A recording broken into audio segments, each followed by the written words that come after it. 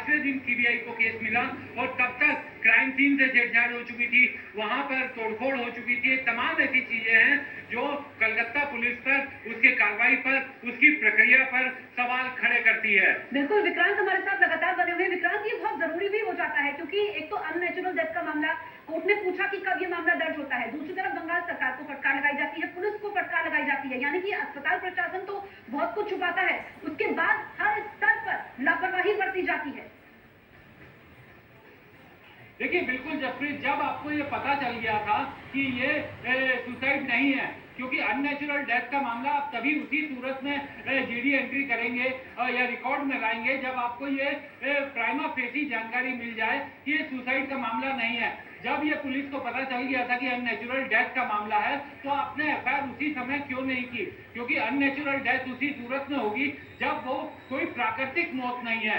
तो unnatural death, उसके कारण तो आपकी जांच में, इन्वेस्टिगेशन में पता चलेंगे, लेकिन सबसे पहला काम है कि आप एफआईआर दर्ज शुरू करें। तो एफआईआर दर्ज हुई नहीं और आपने ये आपको पता चल चुका था कि ये नेचुरल डेथ है। इसी कारण कोर्ट स्पेसिफिकली ये पूछ रहा था कि आपको कब पता चला कि ये नेचुरल डेथ का मामला है, ये प्राकृतिक मौत का मामला नहीं है। और जीडी एंट्री अगर 10:10 पर हुई, बोर्ड के जो मेडिकल बोर्ड था उसने कह दिया कि ये अननेचुरल डेथ लग रही है और इसमें स्ट्रैंगुलेशन कारण हो सकता है, गला घुटने के कारण मौत हो सकती है, और सेक्सुअल असॉल्ट से भी इनकार नहीं किया था।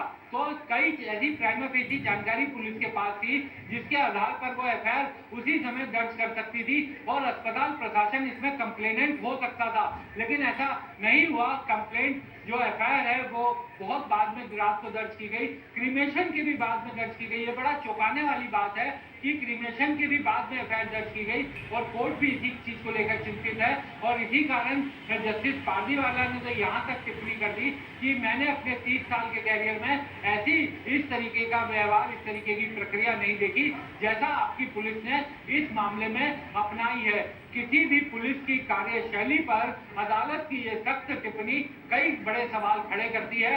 अब ये सीबीआई को तय करना है, क्योंकि इन्वेस्टिगेशन अब इस पूरे मामले की सीबीआई कर रही है, तो अब ये सीबीआई को तय करना है कि ये पूरा मामला क्या इंटेंशनल किया गया या फिर यह आपराधिक लापरवाही है। क्या इसमें लापरवाही है, ये जानबूझकर क्राइम सीन के साथ छेड़छाड़ की गई, क्योंकि क्राइम सीन पर अगर छेड़छाड़ होती है तो उसका सीधा फायदा आरोपियों को मिलता है। बिल्कुल विक्रांत, और यहाँ पर एक चीज का जिक्र और करना पड़ेगा। जो डॉक्टर्स अभी धरने पर बैठे हैं, जो नाराज हैं, गुस्से में हैं, उनका भी जिक्र सुप्रीम कोर्ट के अंदर होता है। सुप्रीम कोर्ट लगातार उनसे अपील कर रहा है कि आप काम पर लौट जाइए, लेकिन कोर्ट के अंदर ये बात सामने आई है कि उन डॉक्टर्स के ईमेल गए हैं सुप्रीम कोर्ट के जजेस के पास, जिसमें उन्होंने ये कहा है कि हम अभी भी आतंकित हैं। कई ऐसे डॉक्टर्स जिन्हें धमकी मिली है इसे लेकर।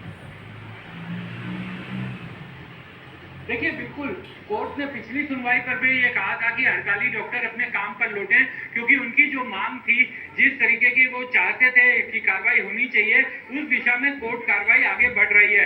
तो इस मामले में सीबीआई को इन्वेस्टिगेशन दे दी गई है, क्योंकि ये हड़ताली डॉक्टरों की ही मांग थी कि इम्पार्शियल एजेंसी को इस मामले की जांच दी जाए, सेंट्रल एजेंसी को इस मामले की जांच दी जाए। तो सीबीआई को मामले की जांच सौंप दी गई है। और दूसरी तरफ जो डॉक्टर्स की सुरक्षा का एक लार्जर इशू है, जो बड़ा मुद्दा है, उस पर भी कोर्ट सुनवाई कर रहा है और अब लार्जर इशू की तरफ नेशनल टास्क फोर्स बनाकर उस दिशा में भी काम शुरू कर दिया गया है। इसी कारण कोर्ट ने आज फिर हड़ताली डॉक्टरों को कहा है कि आप काम पर लौटें, और अगर आप काम पर लौटते हैं तो हम एक जनरल डायरेक्शन इशू कर देंगे कि किसी भी जिन डॉक्टर्स ने प्रोटेस्ट में हिस्सा लिया है या शामिल हुए हैं, उनके खिलाफ किसी तरह की प्रतिकूल कार्रवाई ना की जाए, कोई अगेंस्ट उनके कार्रवाई ना की जाए। लेकिन ये तभी हो सकता है जब आप अपने काम पर लौटेंगे। तो मुझे लगता है कि आज की सुनवाई खत्म होने के बाद जब कोर्ट ऑर्डर लिखवाएगा तो उसमें इन सब चीजों का जिक्र किया जाएगा। हड़ताली डॉक्टरों के बारे में भी दिशा निर्देश कोर्ट दे सकता है। विक्रांत, ऑर्डर का इंतजार रहेगा, लेकिन अहम जानकारी हमारे सहयोगी विक्रांत देते हुए, क्योंकि सुप्रीम कोर्ट में अभी भी सुनवाई जारी है, लेकिन जो इसका निचोड़ है, इसमें जस्टिस पारदीवाला कह रहे हैं कि पुलिस की ऐसी लापरवाही नहीं देखी। मैंने अपने 30 साल के करियर में ऐसी प्रक्रिया जो पुलिस द्वारा अपनाई गई है ये नहीं देखी है। और आप समझिए कि यहाँ पर बंगाल सरकार को फटकार लगाई गई है, पुलिस के रवैये पर सवाल खड़े किए गए हैं और अननेचुरल डेथ का मामला कब दर्ज किया गया, ये भी कोर्ट ने यहाँ पर पूछा है। तो सुप्रीम कोर्ट ने खुद इस मामले का संज्ञान लिया था और जो डॉक्टर्स हड़ताल पर कर रहे हैं, अपनी सुरक्षा को लेकर के वो लोग चिंतित है, उस पर भी सुप्रीम कोर्ट ने संज्ञान लिया है। लेकिन यहाँ पर फटकार सुप्रीम कोर्ट द्वारा न सिर्फ पुलिस को बल्कि बंगाल सरकार को भी लगाई गई है।